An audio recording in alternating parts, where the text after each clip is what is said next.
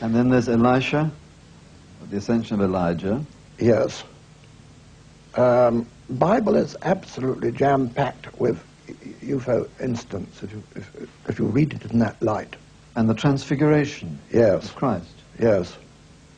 Also, in the Bible, you've got descriptions of cloud UFOs, taken up in the clouds. Then there's the three Marys at the tomb. Yes. Because two figures were seen. Oh, you mean the figures in white? Yes. I think they must have been ufonauts, space people, those figures in white, because they more or less indicated that that Jesus had risen, and gone up, and he'd come back in the same way, it said. And the ascension itself. The ascension of Christ, the picture there, it shows him ascending in a spacecraft. Yes, that's how he went. That is how he went back, in the same way as he came, probably. And when you come to think of it, there was nothing really very sacrilege about that. It's just showing that those kind of things are possible, you see.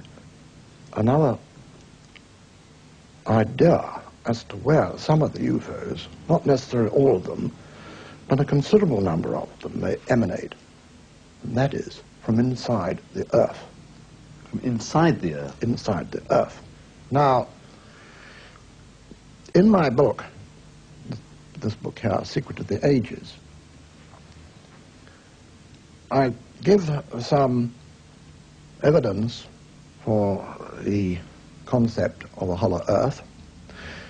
I quoted Nansen's, the famous explorer, Norwegian explorer, who made an attempt to reach what was called the North Pole in, I think it was 1895. And at first, of course, it started getting cold the further north he went. And then he found, to his surprise, it began to get warmer. He also, the further north he went, and he was very surprised to find traces of warm-blooded animals in the Arctic Circle at that time. And then, eventually, he reached a warm sea, which had quite a depth to it. And by this time, they'd lost their way, you see. They couldn't understand why it was. In fact, they seemed to be going down. If you see what I'm getting at. Well, look, just take a look at these pictures showing the whole, you'll see, the North Pole. Satellite pictures. This is a satellite picture taken in 68. Yeah. This would be, what, 300 or 400 miles wide, at least, wouldn't it? Something like that, yes. And, of course, and then you would go in like that, and it would decrease, you see, and it would go down. And the one at the south, in the south, is not so big, I don't think. Thousands of pictures have been taken by satellites, and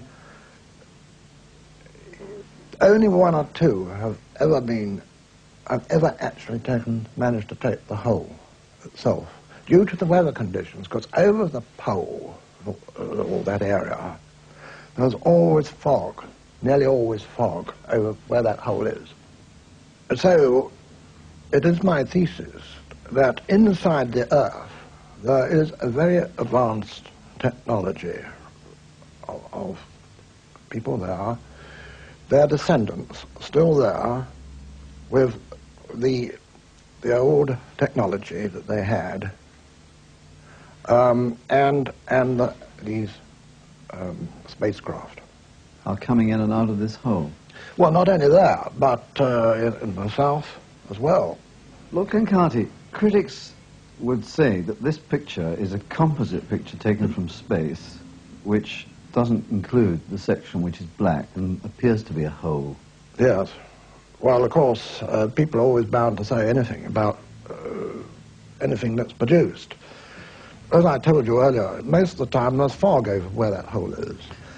I'm not at all sure whether they're all benevolent down there or not. There have been some very strange things which have happened to ufologists, stories of mysterious men in black, you see, who come and shut you up, silence you if you get on too hot a track, you see. It hasn't happened yet to me. But nevertheless, there have been many, many stories, and many strange people have many strange things have happened to people. I think, in fact, that we're going to find out, if we are given time to find it out, that, first of all, that we are not the first humanity that has been on this planet anyway. There have been quite a number of others that have come unstuck or been wiped out.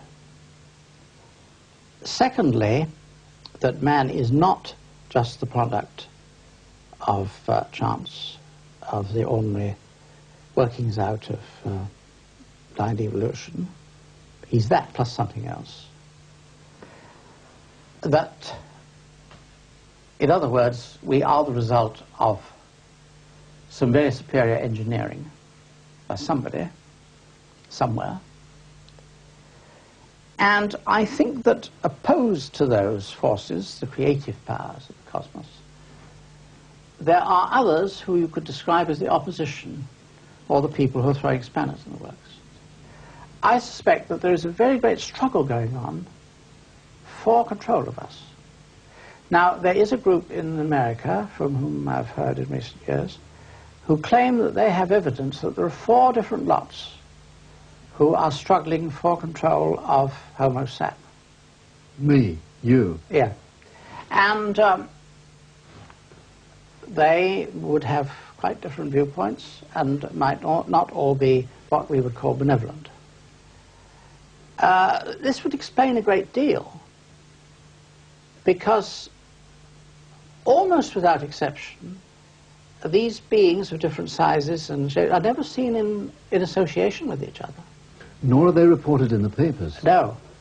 You mean as in association? Well, you don't pick up your morning paper and read about these things that are happening daily. Oh, of course you don't. But why? The reason for that is that there are subtle methods of seeing that that doesn't happen. I'm not suggesting that there's a D notice. I don't think they do it by anything as unsubtle as a D notice. But there are other ways. I'm sure that phone calls are put through, and an item which was not considered helpful is removed. I've noticed this myself many times. Professor Jung postulated the notion that this was some sort of kickback from fear, that when people were under the impression that they were in great danger from being blown up by atomic bombs or whatever, that they tend, for some reason which I don't understand, to see things out in the sky. That, in fact, man has always looked up to the heavens for rescue, hasn't he? Indeed he has, yes. And if they do see things under these circumstances, then this is equally something which is worthy of examination, I would say. Medical examination or scientific examination. And anyway, Professor Jung, I believe, because we know his niece, Frau Zinstag, she told us that Professor Jung was quite convinced towards the end of his life that this was a very real phenomenon. A real phenomenon in terms of human experience, yes. But not necessarily objectively true in well, terms of physical things out there. Well, I've not gone along very much on the nuts and bolts theory, as I call it anyway, but there's something happening in the minds of people which is caused by, almost certainly, by these objects. That's how I see it. So you've got a circle, that there's something out there which is causing the brain, the human brain, this is to a react in a certain way. Yes, this is a distinct possibility. Because if these were otherwise extraterrestrial pilots surveying the Earth, then they've been an awful long time doing it and not getting anywhere or making contact with us, direct contact, only just in odd individual cases with odd people. There's certainly not a planned invasion or anything like this. It doesn't appear like this at all. Not It's to like me. a child fishing in a pond. That indeed. What are we looking for? Something solid or something tenuous? That's a question I ask myself